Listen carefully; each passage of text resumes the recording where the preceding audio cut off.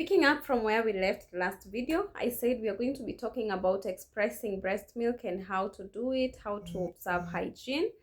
Uh, Once again, this is your girl, Ruth Gakubu, your nutritionist, and I'm here to demystify all those myths and misconceptions that we have about nutrition, and especially in a clinical perspective, because that's what I do most of the days in my career, and I am so passionate about it because I know nutrition plays a crucial role in development, especially in young children and the elderly. And then we have those with chronic illnesses, cancers, we have diabetes, hypertension, and the likes of such diseases. So basically, all that I want to do with this channel, all I'm aiming to achieve is ensure that I have a population or a following of people who will learn and be able to implement the things that I teach on here on my channel in their lives, to make their lives better, prevent diseases, manage the diseases that they already have existing, excuse me for that. So manage the diseases that they have existing, or even prevent them, or even live healthier lives. If I'm able to achieve that, I will say confidently that I have achieved the goal of why I came up with this channel. So in today's video, we are going to talk about expressing breast milk. So the first thing that I want us to talk about is hygiene. It's important, it's paramount. You have no business expressing breast milk if you're not going to observe high standards of hygiene. That includes, first things first, washing your hands with soap and rinsing them thoroughly. So it's not just some water and you get down to business. Nope.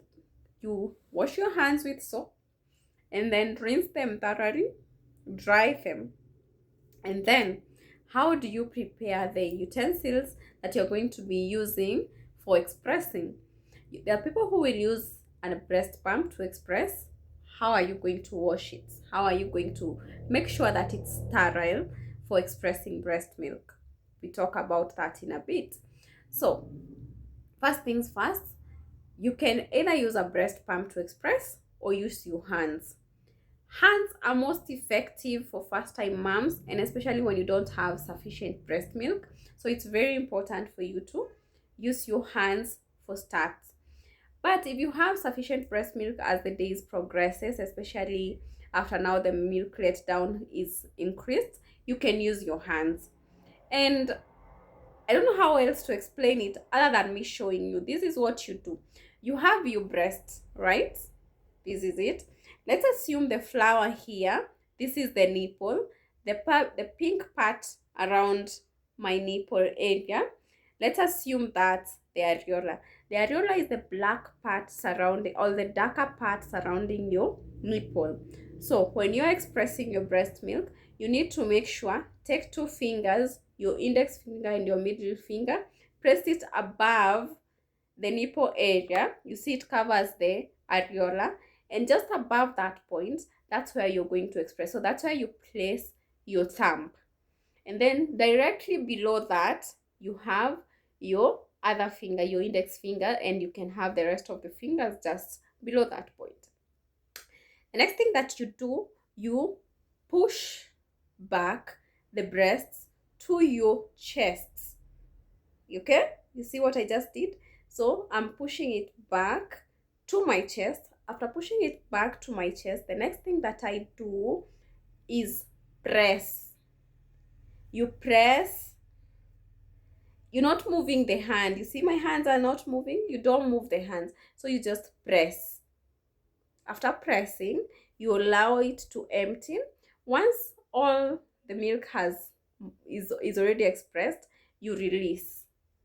And then you repeat that until you've emptied the boob. Why don't you press at the nipple? Because we don't have any milk ducts at the nipple, and it's very painful to express at the nipple.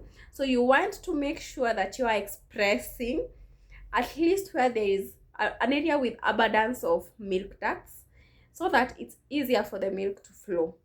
So in cases where you realize that your breast is too full and pressing that way is quite painful, what you do, you just do cold compresses alternating with warm compresses. The cold compresses allow to relieve the pain. The warm compresses dilate your blood, your milk ducts, allowing for the milk to flow. So you do that and express. With a breast milk pump, you just attach it to your breasts. Whether it's manual, whether the manual one, you just have to keep pumping.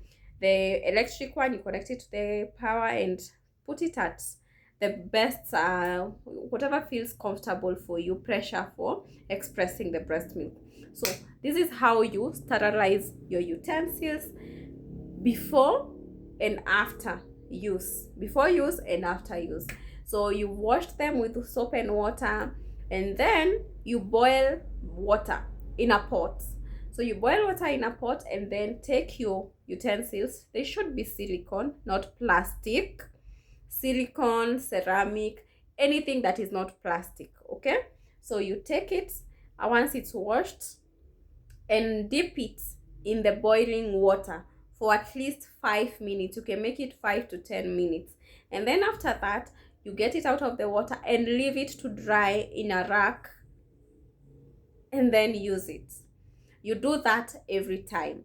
If you have to store that breast milk, we'll talk about how to store it. But the basic thing that I tell people, breast milk that is expressed and stored at room temperature, like let's assume this is breast milk. If I'm to store this here, this is good for up to the next 6 hours. We can stretch it up to 8 hours, but I never like doing that, so I say 4 to 6 hours. That gives you breast milk for 2 feeds, because every feed should happen after every 2 to 3 hours, a maximum of 3 hours. You shouldn't feed your baby later than 3 hours. After every 3 hours, feed your baby. After every 3 hours, feed your baby. That's okay. So with that, if you express much milk, you're able to get a feed, 2 feeds with every expressing, if you're just leaving it in the open. And also another thing, once you're feeding your baby, we don't use these nipple, these things that mimic the nipple. I think I should get samples for you guys. I'll get them and we'll do a video specifically for that. So you should do cup feeding. At the very extreme, you can use a syringe to feed your baby, especially in hospital setup. We do that a lot. Or you can do spoon feeding. Why? We don't want our baby forgetting how to suckle. Okay? So we want to make sure that our baby is able to suckle even after they have been cup fed with our breast milk. So that is it. If you have to store the milk in the fridge, it's up to 12 hours. If you have to store it in the freezer, we can store it there for 3 to 6 months, depending on the levels of hygiene. And we use the principle of fast in, fast out. So whatever breast milk, excuse me, whatever breast milk goes in first is what we use first. So with that, I hope you now have a clear picture, and I'll see you next week. Bye guys.